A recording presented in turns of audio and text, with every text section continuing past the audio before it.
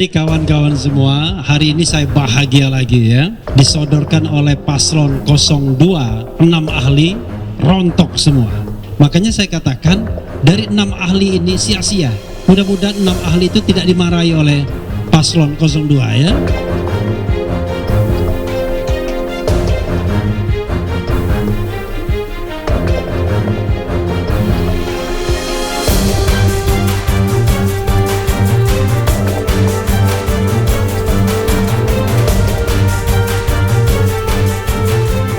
Nah, di sini Bung Refli Harun nampaknya bahagia sekali ya, yaitu 6 ahli yang disodorkan pihak terkait, yaitu pihak Prabowo Gibran di sini di MK rontok semua. Nah, memang sih kalau kita lihat pada waktu lalu ya, yaitu bahkan saksi ahli Prabowo ditegur Hakim MK, jangan kayak koboi. Dan bahkan tidak hanya itu saja. Di sini bahkan juga Hakim MK tolak argumen ahli Prabowo soal putusan 90 terkait Gibran. Nah, gimana coba? Pasti di sini bikin pusing ya di sini ya, apalagi ya saya masih ingat lah pada waktu lalu ya, cara tidak langsung dari tim 02 ya, Bang Hotman Paris di situ bahkan juga ya setidaknya meremehkan lah, bahkan menganggap permohonan yaitu sengketa Pilpres di sini di Mahkamah Konstitusi adalah hal cengeng, kurang lebih seperti itulah. Nah, di sini yaitu kita lihat dari berita CNBC, saksi ahli Prabowo ditegur Hakim MK jangan kayak koboi. Nah, di sini Hakim Mahkamah Konstitusi Arief Hidayat menegur salah satu saksi ahli yang dihadirkan oleh tim hukum Prabowo Gibran, dan Arief menegur karena pose yang dilakukan si saksi ketika pengambilan sumpah sidang perselisihan hasil pemilihan umum PHPU Presiden dan Wakil Presiden 2024. Sebentar Yang Mulia, itu yang pojok tangannya yang bener, jangan model kayak koboi ya. Makasih, kata Arief Hidayat dalam sidang MK Jakarta pada 4 April. Jadi di sini banyak fenomena-fenomena yang terjadi. Saya jadi inget ya pada waktu lalu ya, yaitu pada Pilpres 2019 misalnya dan 2014. Di situ ketika saksi-saksi dari Pak Prabowo Gibran pada saat sengketa Pilpres yang lalu pada 2019 dan 2014. Di situ bahkan juga bikin geleng-geleng kalau Anda melihat videonya, kalau Anda mengikuti sidang pada waktu lalu. Nah, di sini bahkan ada berita lagi, Hakim MK tolak argumen ahli Prabowo soal putusan 90 terkait Gibran. Di sini Hakim Konstitusi Arief Hidayat menyoroti penjelasan ahli dari Prabowo Gibran Andi Muhammad Arsun yang menyebut putusan MK 90 tentang syarat minimal usia capres-cawapres di Pilpres 2024 bersifat self-executing. Putusan yang bersifat self-executing yakni putusan tidak memerlukan regulasi atau perubahan ayat, pasal maupun isi dalam undang-undang. Andi lantas menyamakan putusan MK nomor 90 tersebut dengan putusan nomor 102. Sebaliknya, menurut Arief, tidak lanjut dua putusan tersebut tidak dapat disamakan. Saya nggak bertanya, tapi ini didengar publik, memberikan pelajaran kepada ahli hukum yang muda-muda, supaya kalau kita bicara clear ya, kata Arief. Saya hanya ingin mohon dicermati sama-sama, sebagai pelajaran semua. Di dalam halaman 5 di makalah Prof. Arsun ditulis begini, putusan MK bersifat self-executing, imbuhnya. Arief menyebut, pendapat Andi yang menilai putusan 90 sebagai self-executing tidak bisa disalahkan, namun dia meminta Andi untuk mengecek kembali argumennya. Pak Arsun bisa memasukkan ini sebagai self-executing, itu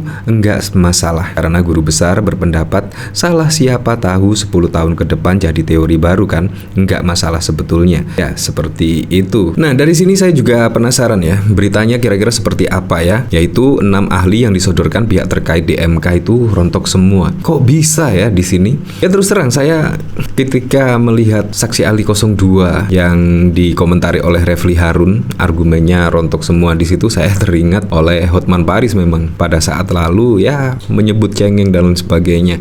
Di sini tim hukum Anies Muhaimin, Refli Harun mengaku bahagia dengan jalannya sidang perselisihan hasil pemilihan umum PHPU Pilpres 2024. Kebahagiaan itu, kata Refli, karena ahli yang dihadirkan oleh para pihak terkait Prabowo Gibran mendalilkan bahwa MK hanya memiliki kewenangan dalam hasil perhitungan suara saja. Jadi kawan-kawan semua, hari ini saya bahagia lagi ya, disodorkan oleh paslon 02, 6 ahli rontok semua, terutama ahli 1, ahli 2, ahli 3, ahli 4, dan ahli 5 juga sebenarnya, karena semua ahli ini mendalilkan bahwa MK itu hanya hitung-hitungan kan, begitu, kata Refli dalam konferensi pers di gedung MK Jakarta pada Kamis 4 April. Ya, menurut saya sangat lucu sekali lah kalau misalkan Mahkamah Konstitusi itu adalah mahkamah sebagai hitung-hitungan saja, mahkamah kalkulator, menurut saya juga sangat lucu. Apalagi kalau kita lihat pada waktu lalu misalnya yang ada menyebut yaitu gugatan 01 dan 02 salah alamat, seharusnya di Bawaslu dan lain sebagainya, menurut saya juga sangat lucu sekali.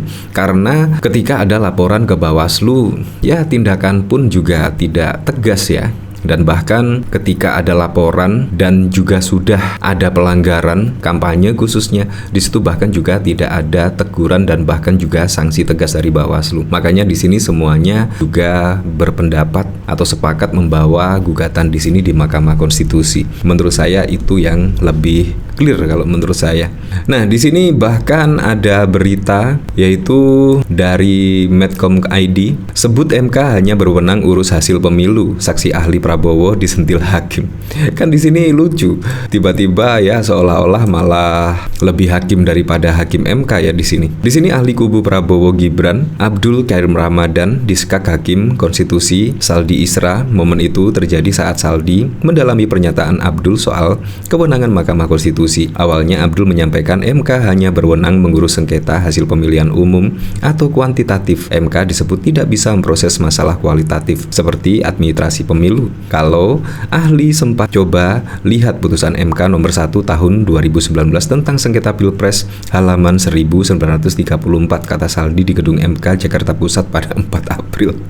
Saldi mengatakan permohonan mendalilkan soal calon wakil presiden Ma'ruf Amin kala itu keikutsertaan Ma'ruf disorot lantaran masih ada jabatan di sebuah BUMN. Namun MK tidak menerima gugatan, menilai membuat putusan. Menurut Anda, ini menyangkut kuantitatif atau kualitatif? Tanya Saldi kepada Abdul. Kualitatif, yang mulia, bukan kuantitatif, jawab Abdul. Sebelumnya Abdul mengatakan gugatan soal administrasi pemilu ke MK salah kamar. Urusan itu merupakan kewenangan Badan Pengawas Pemilu Bawaslu. Ya, menurut saya di sini ya wewenang dari hakim-hakim MK di sini menurut saya. Jadi sangat lucu sekali ketika sudah menerima yaitu gugatan paslon 01 dan 03 di sini tiba-tiba ada yang mengingatkan yaitu gugatannya salah kamar, padahal juga sudah diterima. Menurut saya bukan sih. Jadi kita lihat besok lah seperti apa. Tetapi yang jelas dari Refli Harun di sini bahkan menyebut 6 ahli yang disodorkan pihak terkait di MK rontok semua. Apakah Anda sepakat dengan pernyataan Refli Harun di sini? Jadi kawan-kawan semua, hari ini saya bahagia lagi ya. Disodorkan oleh paslon 02 6 ahli rontok semua. Terutama ahli 1, ahli 2, ahli 3, ahli 4 dan ahli 5 juga sebenarnya. Makanya saya katakan dari 6 ahli ini sia-sia.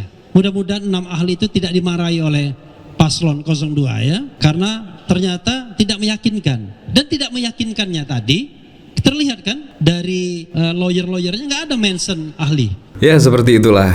Jadi menurut saya siapapun besok presiden dan wakil presidennya supaya bisa merealisasikan semua program-program dan janji-janji kampanyenya sehingga bisa dirasakan manfaatnya langsung oleh masyarakat.